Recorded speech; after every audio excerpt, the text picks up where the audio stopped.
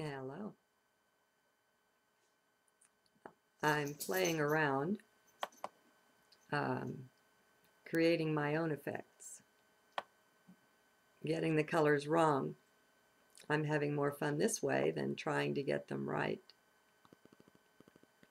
Now, I have it on high def, and it might be a little out of sync, the video and the audio, so this may or may not work.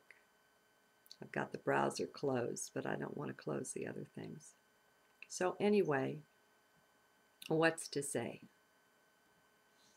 I'm still in change mode. The heart is still somewhat heavy. Things are continuing to appear in my life that are somewhat challenging personally, and I'm kind of enjoying it. It's showing me myself, because I watch myself respond to things, and then I learn something about me, about underground beliefs and things that I might not be so aware of. And so it's precious. It can even be priceless to us when something comes up in our life and it doesn't overjoy us, let's put it that way. As long as we're in heart and we've got that heart open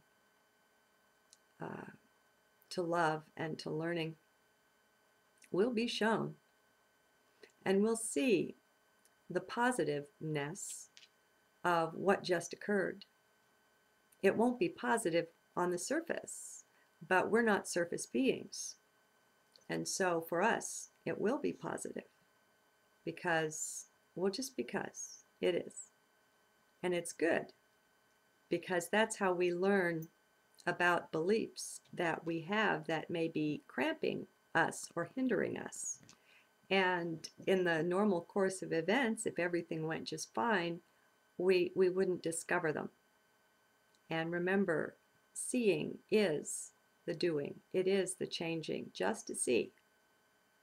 And we don't have to do anything about it. That's the secret of observing. It's not just watching and yet letting the mind meddle in things. The mind wants to do that. If it sees something and it sees it as less than perfect, it wants to go in and tinker or tamper and make it better. It figures that's its job. Well, you've got to give it the pink slip for that, you know, again and again. It's got to be told and informed, no, sit down, shut up, just watch. And then we'll see. Because as long as the mind will do this anyway. You know, it'll have these thoughts, and that's fine. But if you're caught up in listening to them, you might not hear the still small voice that will be giving you the inner tuition, the intuition, the inner teaching, and showing you things happen. Everything that happens to everyone is a constant communion with Source.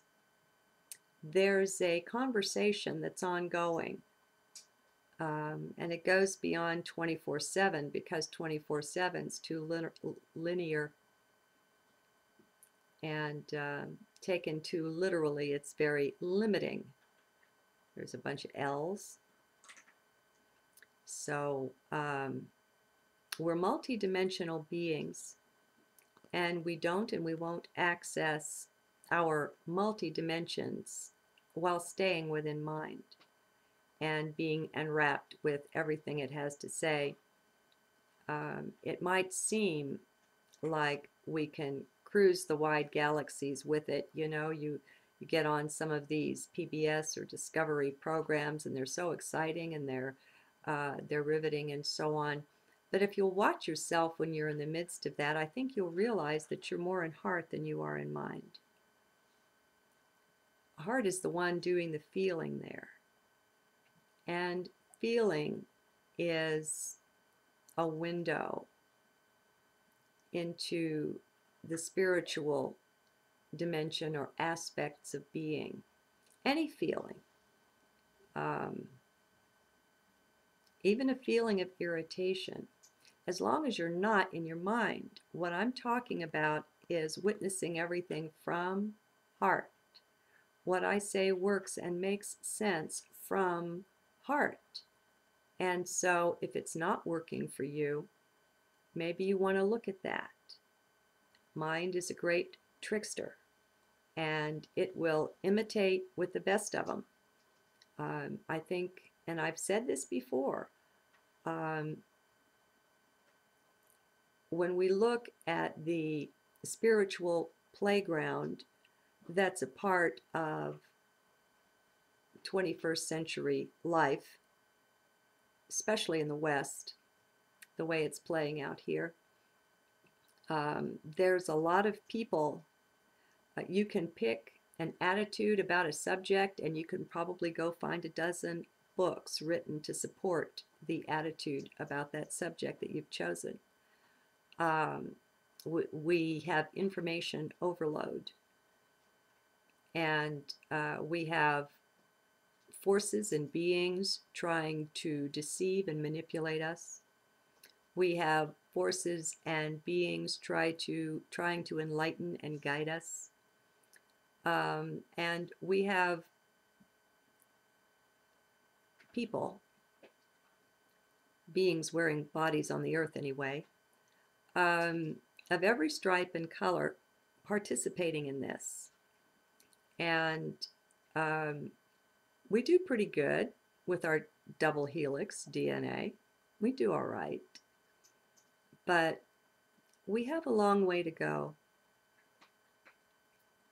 to be the fullness of being that we are, and to be on equal footing with these other beings that haven't had their DNA tampered with the way we have. And by the way, if you weren't aware of it, it's not that our DNA was taken out of our bodies, out of our cells. It's still there. It was just deconstructed so that it's floating around kind of uselessly. Thus the appellation junk DNA. It's non-functional, but it's still there. And this is what's being put back together by the wisdom and intelligence of the body. And there's a lot going on behind the scenes that we don't see. And so it doesn't do for someone like me to be making statements about what's happening. I do try to stick to what I perceive and what I experience. And I admit it, I have a few that I trust. I like the work of Patricia Corey. I like what the Andromedans have to say through Alex Collier. And, you know, he's not a channeler. He's a face-to-face meter with these beings. And he's not implanted and chipped like some of these other ones are that are doing channeling. I don't like reliance on technology. I look at the groups of beings, the civilizations that have a heavy reliance on technology, and that doesn't elevate them in my sight. Yes, I respect their mental prowess and their technology. I really do. It's amazing. You know, it's just when things that have been hidden away come to light, we all have a lot of amazement in store. When we see what's being kept from us, a lot of technology has been given by the ETs to the government, to the governments, who have turned around and used that technology to suppress, oppress, and spy on us, and to their advantage at our expense, even though we and our taxes are the ones footing the bill. It's quite an interesting setup.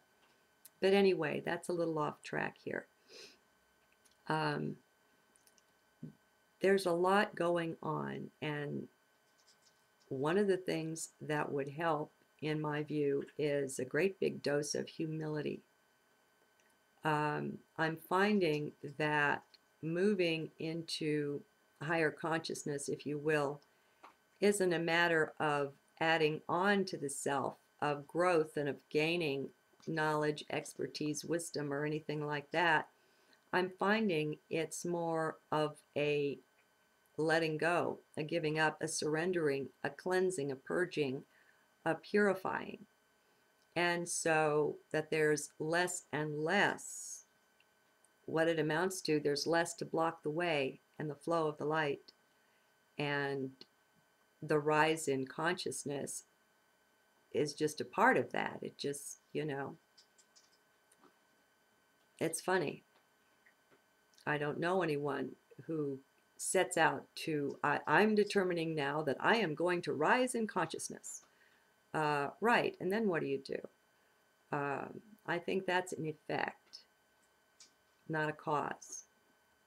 And so it's, we're seeing once again in the outer world, in the world of effect, the reflection of what's going on the inside with us. And as we step back and observe, as we take up position in heart, and it seems to me that the humility is a natural part of being in heart, but I don't know, because all I have is my own experience. I was raised Catholic, and so that's something that's in the Catholic Church's teaching, the teaching on humility. And then, well, none but God is good, that kind of thing. But that's an externally enforced humility. It's almost like a cape that the ego puts on over itself and says, look at me, I'm humble. I'm better than you because I'm humble, right? And so everything from within heart is multifaceted and much deeper. The words that are spoken from there are more powerful, and they have more meanings, more levels and shades of meaning, and more power and depth of meaning.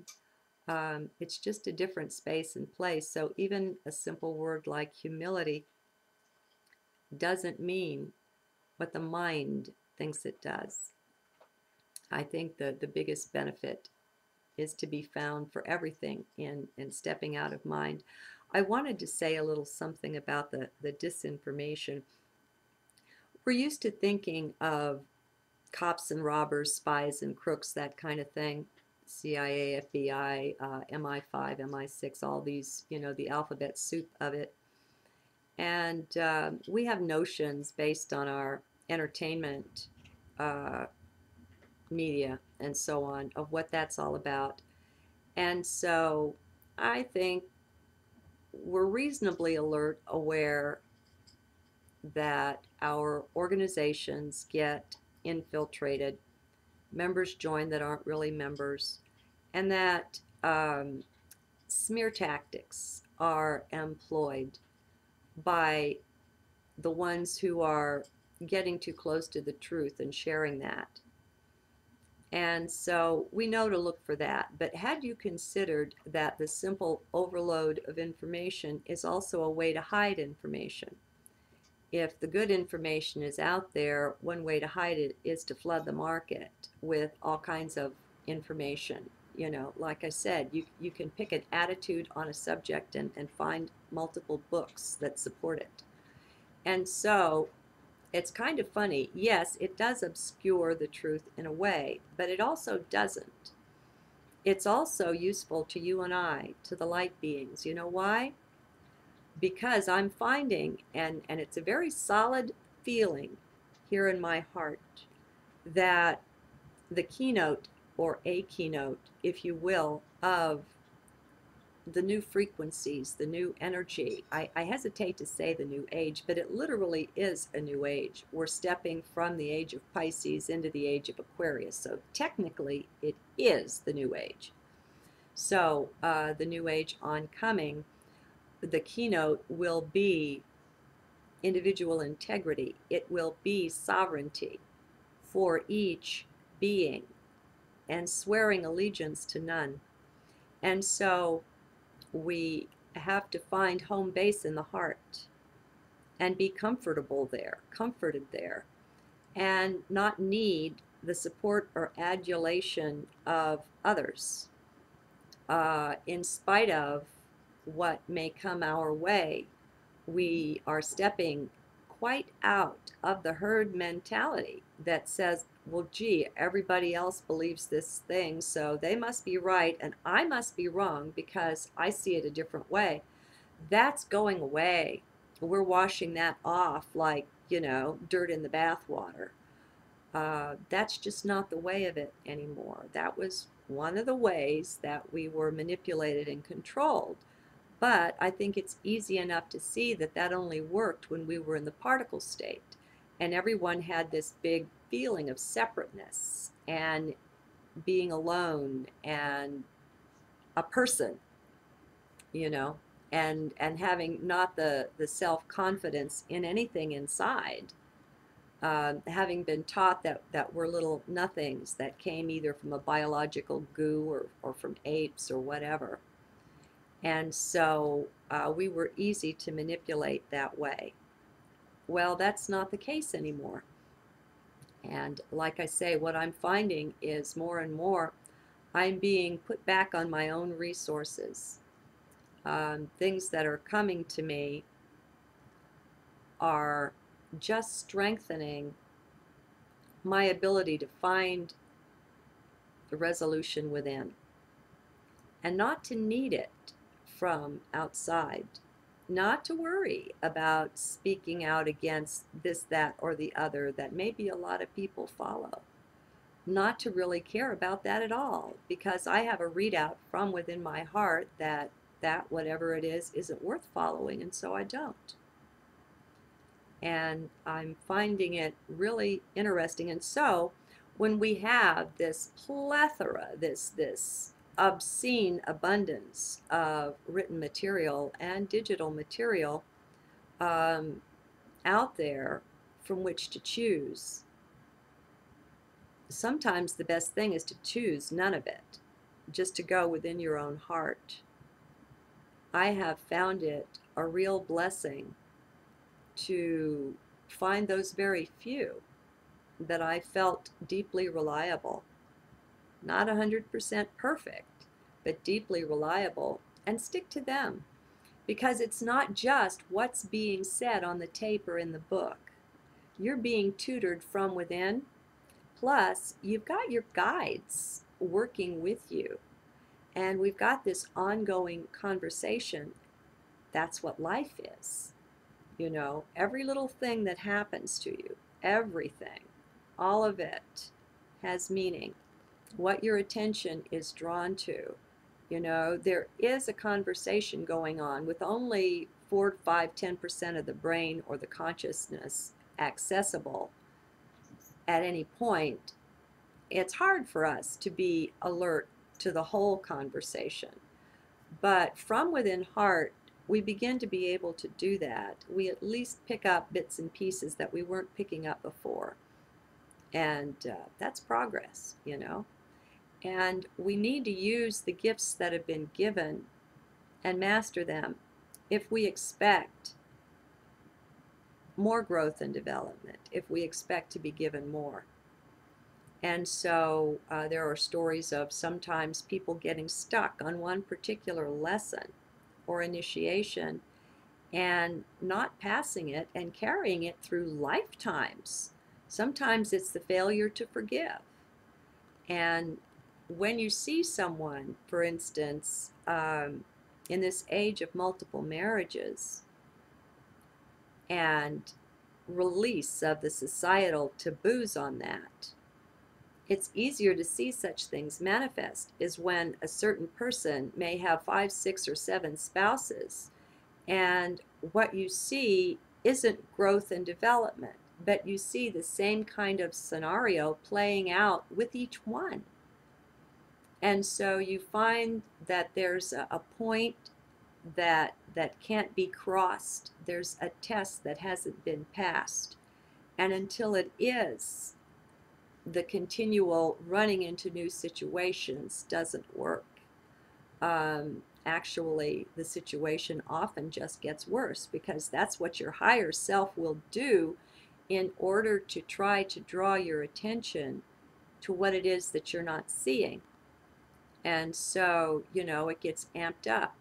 Higher self starts with a feather, but sometimes we need the 2x4, and sometimes we need it, multiple times. And so that's what we get. So one of the ways of disinformation is the information overload. One of the ways, of course, is your typical spy thing to have organizations infiltrated. A real obvious way, well, like the crop circles, to have people getting out there and saying, oh, yeah, Joe and Jim or whoever they are, did it with a plank and some rope in the night. And there are people that are so afraid of this kind of subject that they will take that for the truth and go on. They'll think that explains it. And that's an amazing unwillingness to see that's acting there. Um, we're beyond evidence now that crop circles are, we can't say extraterrestrial, but we can say that they're using a physics we don't understand. Let's put it that way. And that ETs and UFOs exist. And it's kind of silly to still be discussing, is it real or not? I mean, we've got to get beyond that point to where we're looking more deeply into it. And people get into this fear mode, when you find somebody condemning and angry and just shouting and upset over something someone else is saying. People, we've got to look at ourselves when we react like that, because the problem is in us. And it's clear, at least to me, that the problem underneath all of that is fear. Anger always hides fear. That's what's under there. And when we're feeling threatened, it's nothing in the world we need to look to. We need to look within the self and see how we've got our internal furniture arranged that makes us feel that we can be threatened. I know it's hard. It's been hidden from us that we're these magnificent light beings that are multidimensional and multi-talented and all of the rest of it. And we've been fed a bunch of BS. Okay, that's a given. But I still say, so what? It is what it is. You pick up and you go on. And we're bigger than that. I don't care what it is that's presenting itself to you. I really don't. You're bigger than that. And there's no need to get all upset over things. I think we'll find, if we go within heart and just start observing the self, that a lot of that will just vanish away. It really will. We're in mind when we're into those antics and games. So, what other kinds of disinformation are there? I don't know. Maybe that's enough for now. And I'm sure you guys, we all are teaching each other. Everybody has something to learn from everyone else. And so I'm not Mistress Know-It-All here. I just do like to share what comes to me, what comes to my heart. But mostly what you're seeing is stuff that I'm just coming to myself. So I'm learning the lessons along with everyone else. But as we help sharpen one another's vision, and as we begin seeing into and seeing through a lot of the things that are going on, it's going to vanish away. These things can't bear to be seen. And once they're seen, as I've said before, they're castrated. They lose the bulk of their power once they're seen and seen through. And so, and I'll send you to Nisargadatta and I Am That, one of my all-time favorite books. I don't have a lot of books I've read 5 or 6 times, but that's one of them. And he'll show you that. The earnest heart is all, literally all that is required, and seeing is perhaps the most important thing that needs to be done. Love to you. Love is us. You know why I say it that way? Because to say I love you puts a subject, object, particle nature to it. By saying love is us, that's not there. And we're in the field. Good day.